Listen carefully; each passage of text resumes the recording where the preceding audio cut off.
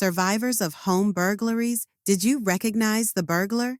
When I was 8 years old, I was woken up to a finger over my mouth and a voice telling me to keep quiet. After being scared to open my eyes, I opened them to find a masked face with green eyes. Scared for my life, I was quiet, but I started crying. The masked man wiped away my tears, and that left me extremely confused. I watched him leave my room, and I heard quiet sounds and rummaging through the other rooms.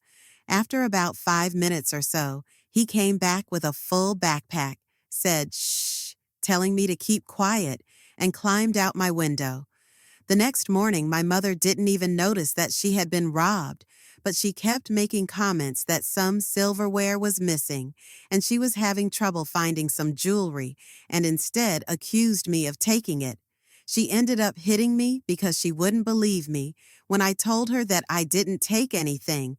I wanted to tell her so bad that we had been robbed, but again, I was 8 years old and was scared to speak up about it. Her blaming me for everything only made me hate her more, especially since she had just divorced my dad for her new boyfriend. My dad was my best friend, and I always resented her for taking him away from me. That same night, I asked if I could sleep with her because I was secretly scared of the burglary, but she kicked me out because she and her boyfriend needed alone time. That same night, I fell asleep and was woken up by a kiss on my forehead.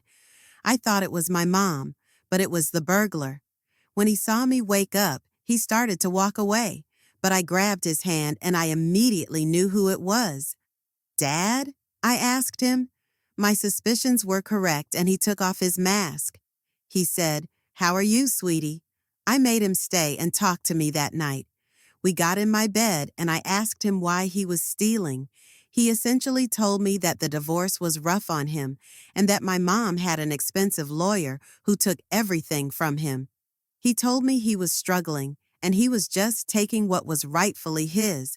All the jewelry he bought her and the silver his mom left the house was worth thousands, and she kept it all. The house and me. I told him I didn't want to live with my mom, that I hated her and wanted to live with me. He told me one day he'll fight for custody of me again, but he needed to get back up on his feet.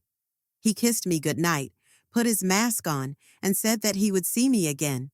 But when he got up to leave, my door slammed open and my mom's boyfriend started wailing on my father.